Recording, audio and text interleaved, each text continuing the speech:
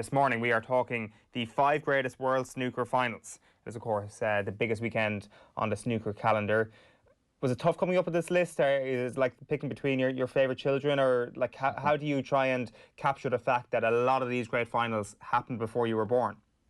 Yeah, I have to hold my hands up and say this was difficult, and this also includes a lot of bias. So it was like picking the Monaghan Mount Rushmore. It was not easy. A bit of a sleepless night last night, and some people will not agree with my picks. In fact, a lot of people won't agree, which is fine. It's absolutely fine. Snooker people are quite controlling over their favourite memories and what should be in there, what shouldn't. I have 3 Irish wins in there, so that's a spoiler already. But I will make the argument that they all deserve to be there. I mean, as GMAC would say, there's so many others to choose from, but there are a number of finals that didn't quite make the cut here that in some people's eyes will have been there. We even saw the final last year, Judd Trump beating John Higgins by 18 frames to 9. So not a tight final, but a final that in quality reasons, Judd Trump produced a serious number of century breaks in that final. He was just incredible, blew John Higgins out of the water. John Higgins, probably the greatest match player that's ever played the game.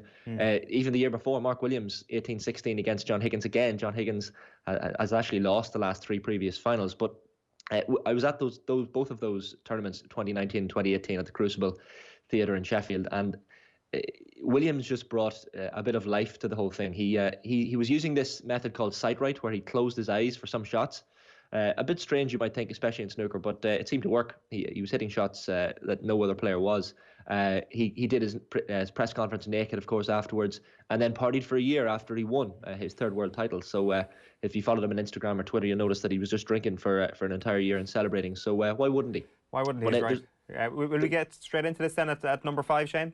Yeah, so this is one for all the Jimmy White fans that it might be hard to listen to, but number 5 for me is the 1994 World Snooker Final. So Jimmy White losing to Stephen Hendry again. So Hendry, of course, the king of the Crucible, but Jimmy White, perhaps the best player never to win a world title. He's certainly up there with the likes of Ding Junhui. It was White's 6th and final world final. He never came closer, though, than that one on May 2nd, 1994. So the background to this, he had suffered 5 final defeats to Steve Davis in 84, John Parrott in 91, and then Stephen Hendry prior to this in 1990, 92 and 93. So Hendry was really the guy that was annoying Jimmy White, to say the least. He came very close in 1992. White was 14-8 up. So remember, this is a race to 18 frames. 14-8 up. And the finalists played over 2 days, so the Saturday and Sunday. On the Saturday night, with that 6-frame lead, he decided to go partying, as Jimmy White was likely to do during those days. And he ended up losing 18-14 the next day. It didn't win a single frame. So this final really was White's last opportunity, his 6th and last final. We can bring you a bit of an audio clip as well. So this is the presenter, David Vine, chatting to Jimmy White afterwards. White, the people's champion. The crowd obviously love him, but here's a clip that really highlights the pain in Jimmy White's voice. Jimmy, what can I say apart from happy birthday? He's beginning to annoy me. I felt really good through the match. I had a severe twitch up on the black there. I rushed it. I played a very bad blindfold. Well, do you want to play that? I just, it's a great match. Just proves my game's back in order. So I'll be back next year. That's all I can say.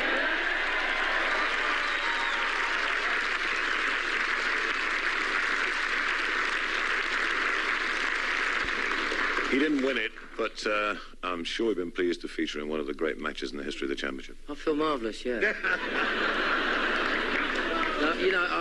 I'm disappointed, yeah, but I was missing. I was missing sort of a few games. I got in the balls and I missed, and you can't miss with this guy because he just loves long pots.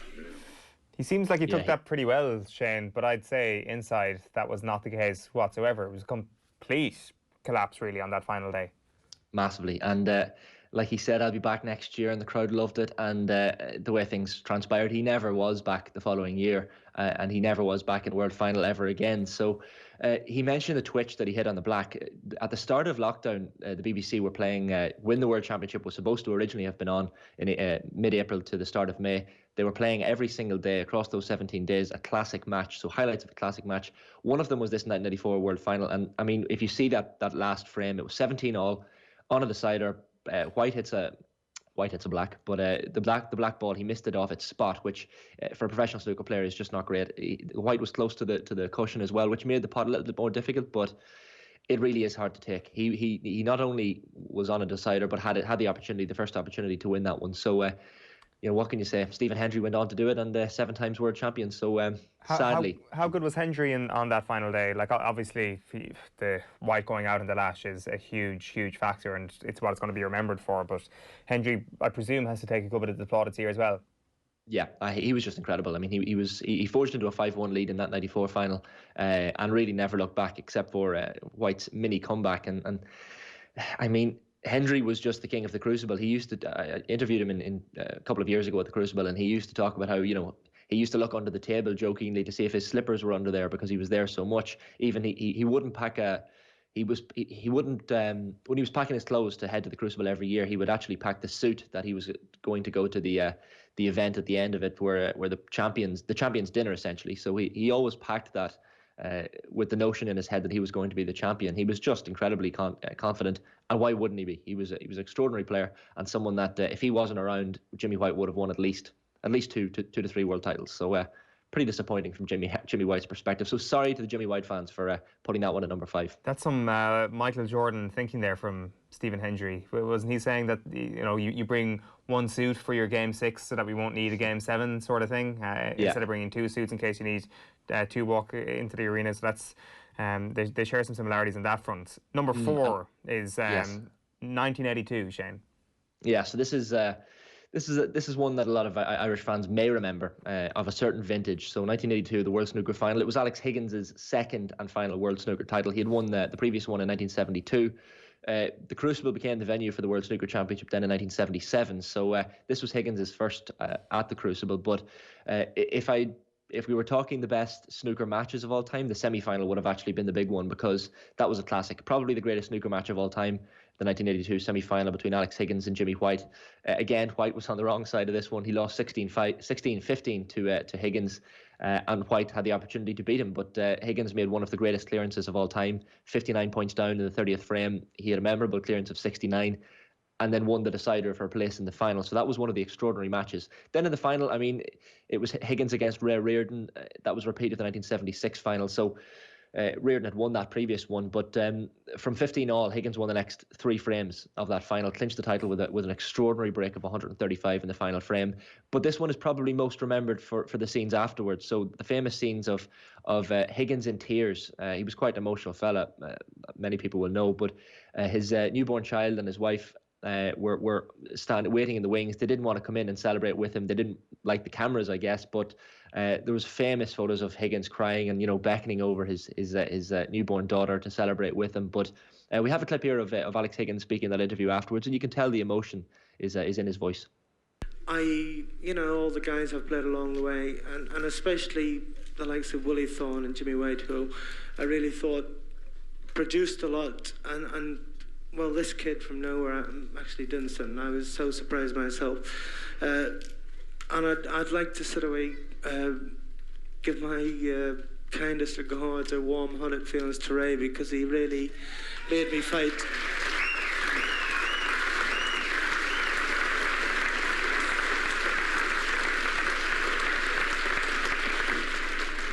At a loss for further words. I'm just a very, very happy man. I probably will die happy. And thank you all very, very much indeed. Cheers. Ladies and gentlemen, Alex Higgins. Not on a Mount Rushmore, Shane. Tell you what, Owen, this is one of the disgraces of that whole Mount Rushmore series. I said it to Ger a number of times. I mean, the fact that Alex Higgins did not make the Antrim Mount Rushmore is a disgrace. This should not have even been a discussion. And yes, I know Antrim had a lot of serious talent, Belfast bringing a lot of that, but this guy grew up on the Sandy Road in Belfast, and he was actually nicknamed Sandy as a kid. Did so much for the city, and when he passed away, I think it was in 2010. The streets, the atmosphere in the city afterwards. I mean, the streets were just lined with people for his funeral cortege. I mean, clearly a beloved man in the city, and an extraordinary talent, and yes, someone who should be on the Antrim Mount Rushmore. But look, mistakes were made. Who's in at number 3, Shane? Yeah, number 3, the darling of Dublin, Mr. Ken Doherty. So this one had to be included. I couldn't have left it out. The 1997 World Snooker Championship final. To put this into context, you have to mention again the king of the Crucible, Stephen Hendry. Rarely lost there, and coming into this final had actually won. He won in 92, 93, 94, 95 and 96. So that puts into context how scary Stephen Hendry was in that era. So Ken Doherty was coming into this final completely. He actually came into the championship in terrible form. He acknowledged himself. He was in horrific form, and nobody expected him to do any damage. He came through a really tight first round match as far as I can tell. Steve Davis, he then beat 13-3. And he had the advantage then in his semi-finals. So we see today's semi-final between Ronnie OSullivan and Mark Selby. That'll probably go all the way to the final session. But in Ken's case, he beat the Canadian Alain Robidoux 17-7 with a session to spare. So that means that he had an extra long break than Hendry heading into that final, which, who knows, could have played a part. But this is an extraordinary final. 18-12 was the final score in this one. But there was a bit of a comeback from Hendry that Doherty was thinking for a second. This may not be my day, and Hendry may do this again like he did to Jimmy White and come back and beat me. But it was an extraordinary tournament. Doherty became the first player to win the World Championship at junior, amateur and professional level. So that can't be underestimated. And it's one of those moments, Owen, where people remember where they were. So those people in 1997 who watched that, RTE for the first time ever picked up the coverage from the BBC for the final frames so that people in Ireland could watch it live who didn't have the BBC. And in 97, I guess a lot of people wouldn't have. So for that reason, a lot of people got to see those final balls being potted. There's the images of his mother Rose getting off at the bottom of the plane when Ken stepping off at Dublin Airport. He had the whole open-top bus parade through Dublin, scenes of which you can only really compare to Shane Lowry and Clara after winning the Open Championship. This was extraordinary. He went back to Ranelagh, as he pronounces it, the darling of Dublin, with that World Championship trophy. Unfortunately, it was his only one. He lost the final in 98 to John Higgins, falling victim to the Crucible curse. He lost the final in 03 to Mark Williams. But I know, Owen, you had your documentary as well on the Meath Mayo Brawl as part of the Classic series. Mine was on Ken Doherty, of course, and what a joy to speak to. It was actually called Ma'am, That's For You, the Ken Doherty story, because of the impact of his mother, Rose. His father had also passed away. Father, a big Ray Reardon fan. He remembers images of Reardon and Higgins playing in 82, watching it with his father. But I have a short clip from that documentary, The Classic. So here's Ken Doherty talking about that 97 win in his own words. When I was potting those final few balls and I was clearing up, the roar was coming from the balcony, the lads were up there. I remember distinctly having flashbacks, The memory sort of came back of watching it with my dad. He was the first thought in my mind when I first saw like Higgins win it in 82 and then Dennis win it in 85.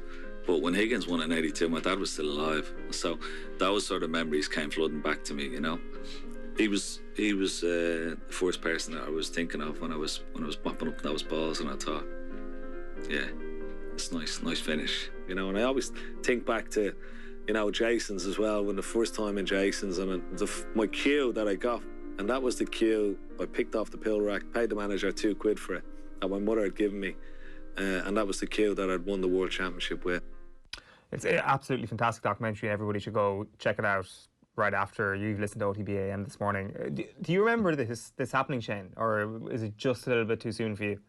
It's one of those memories that you think you remember live, but then again, it might not be. It might be a false memory that maybe it was just the highlights as a kid I watched back. But I don't know if I really remember it live. But what a moment! What a moment for Ireland to have we have the only world champion we had from Dublin, of course. But I definitely, I think everybody kind of remembers the huge hype around the 03 final then as well, the one that you've mentioned there, which is kind of the last time that it was a real weekend-long conversation in this country, like where it was really top of the agenda, where no matter where you were on that Sunday afternoon, you had to get home to watch Mark Williams against Ken Doherty. And no matter how big or small a snooker fan you are now, I think that moment is right up there in terms of the the Irish sporting moments that a lot of us will remember, some of us from our childhood, some of us not from our childhood, that 03 final. And I think you can kind of make a similarity here between the importance of those sort of moments and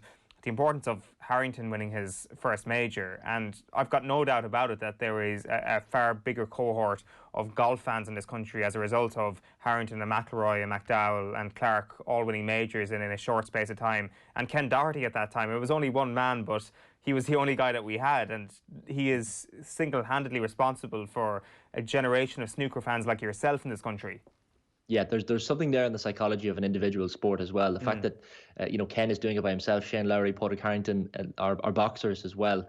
That these guys who achieve things on the world stage, it's no wonder that the golfers love winning the Ryder Cup and love playing in it so much, because they get that sense of camaraderie and team spirit. Whereas Ken is over there maybe with a couple of friends, maybe a couple of family members, but when he's out on the table, he is very much alone. And you can feel that, especially the one table setup at the Crucible from the semi-final on. There's no two tables and tight crammed spaces. This year especially, it's one table, players sit up at opposite sides of the room, and there are no fans either. So it's a lonely place. I mean, you mentioned 03 as well, and I said earlier that the Jimmy White, Alex Higgins semi-final in 82 was perhaps one of the greatest snooker matches of all time. Up on that list in the same conversation is the semi-final in 03 when Ken beat Paul Hunter. Of course, the late Paul Hunter, who sadly passed away from cancer far too young. That semi-final, Ken came back from absolutely nowhere. Hunter had that match won. And the fact that Ken came back and won that match, it's just a pity that he didn't go on and win that second world title and beat Mark Williams in the final. But they can never take that semi-final win against Paul Hunter away from him anyway. Let's move on to number 2. Where are we going next? Yeah, so this is the man in action this morning. In fact, from 10 a.m. this morning in the next session of the Crucible semi-final, Ronnie OSullivan, the Rocket. Perhaps in fact, I'll take away the perhaps. He's the greatest player to play the game. Stephen Hendry on 7 world titles. Ronnie's on 5, but in every other department, he is ahead of him in the record books. Hendry, I think, hit 770 something maybe century breaks in his career. Ronnie's well over 1,000, and if he continues, he's 44 years of age. If he continues the next few years, he'll hit 1,500, no problem. But the world title that I want to pick out for Ronnie is his most recent. So his 5th world title in 2013. So 7 years ago, he'd won his 4th title the previous year in 2012 against Ali Carter. He beat him 18-11. Then decided to stop playing snooker. So he hung up the cue.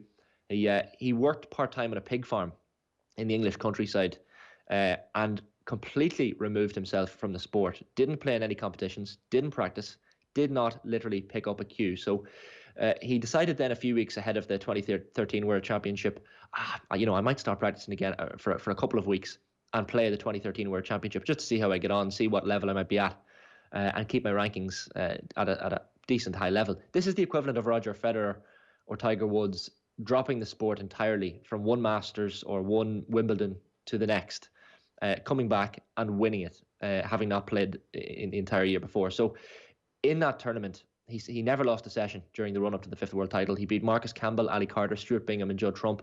He hit 8 centuries in that final against Barry Hawkins. And he credits a lot of his win to the psychologist Steve Peters. So this is a guy who would have worked with Liverpool Football Club in 2012, I think he was recruited in 2014 to work with the English football team as well. This is a guy, Steve Peters, who has not much interest in sport, but he taught Ronnie things like the chimp paradox. So this is a psychological term that Ronnie has a chimp on his shoulder that he needs to get rid of. And Ronnie took this very seriously. He still calls Steve Peters to this day. In fact, I would be very surprised if he wasn't in constant communication with Steve Peters in these days during the World Championship. He used to go to his house sometimes and sleep on the floor. And just talk to him and because Ronnie's had his demons. He had times where he went off the rails a little bit, but Steve Peters is someone who has to be credited with a lot of this. And the fact that Ronnie took a year out and came back and won the World Snooker Championship, for me, is one of the most extraordinary achievements in any sport. And that's what makes him the greatest player of all time. But the clip I want to bring you is from my interview with Ronnie from the Crucible a couple of years ago. It has absolutely nothing to do with that World Championship win in 2013, but it kind of highlights the fun Ronnie has in some interviews. And sometimes people say it's disrespectful. In other ways, I think he's just trying to make interviews a little bit more exciting and less boring for himself. So this was Ronnie attempting his Australian accent with me at the Crucible a couple of years ago. I love talking Australian, mate. It just makes me feel so positive, They're just such a positive race of people. They just love to just bash us up in the ashes and all that, I get a great kick, and just feel kind of good, You can tell me about that 5-minute, 20-second maximum break only in an Australian accent? Yeah, I remember I got in, mate, and he kind of left me a nice red, and I cannoned the black over, and it just kind of happened so quick, mate, you know, and I was just thinking, wow, this is great stuff, you know, making a 147 and, you know, at the Crucible Theatre, 167 grand, mate. I was thinking, get in there. Yeah, what can you say about that, though? He was in good form that day. Let's be fair.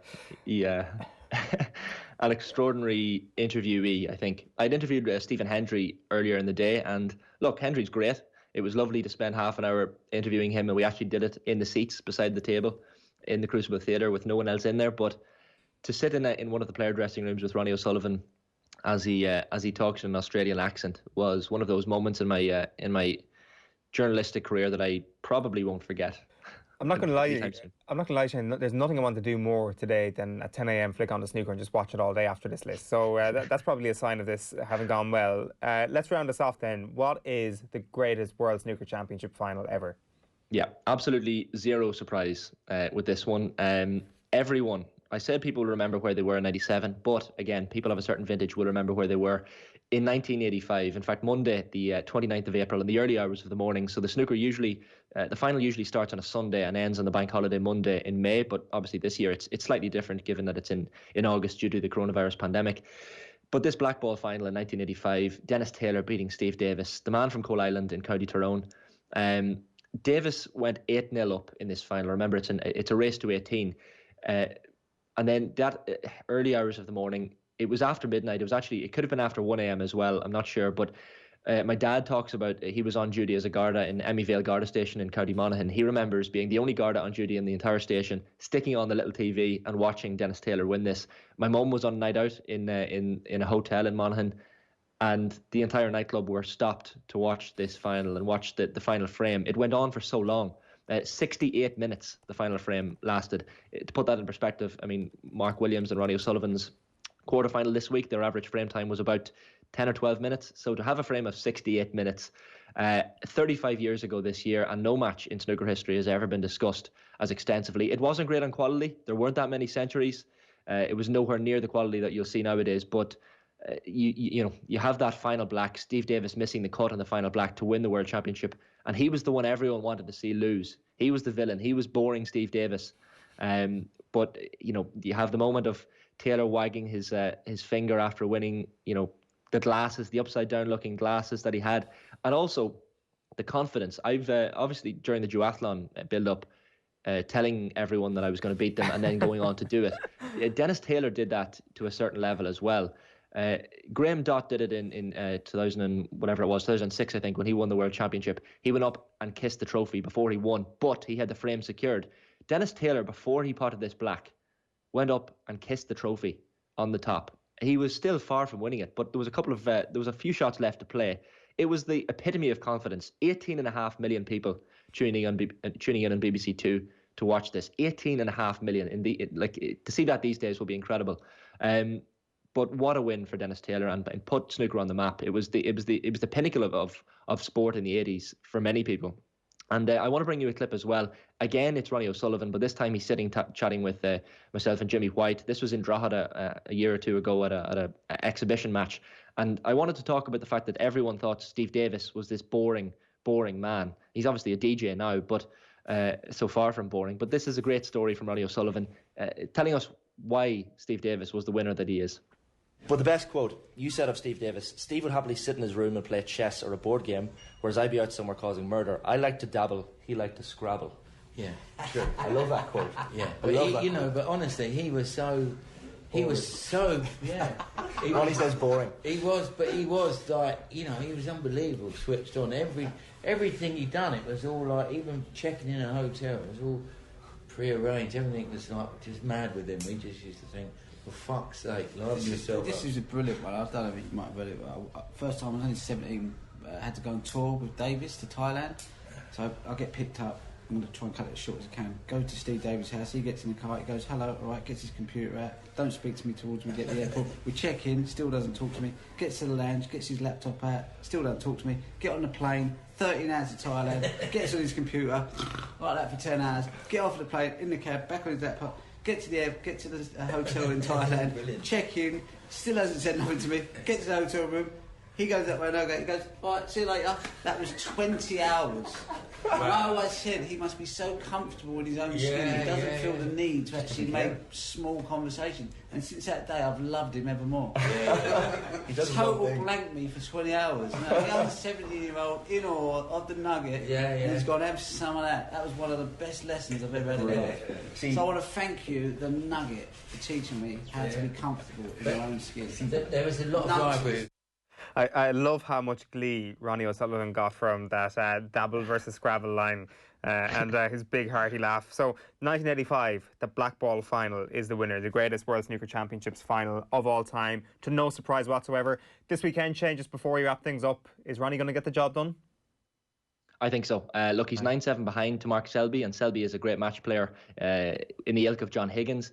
They've got the session this morning from 10 a.m, then they'll resume from 7 p.m. this evening to a finish.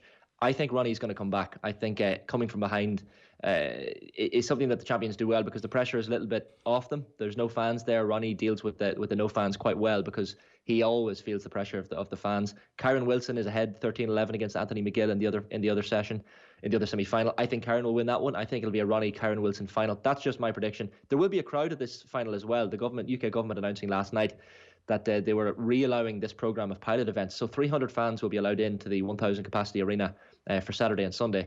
So there will be a crowd, so it will make the atmosphere slightly different to how it's been for the last couple of weeks. But I think Ronnie's going to do the job. Right, very good. Well, that makes everybody excited, I think, to tune in later on this afternoon. Shane, great stuff. Time for the sports pages. OTB AM.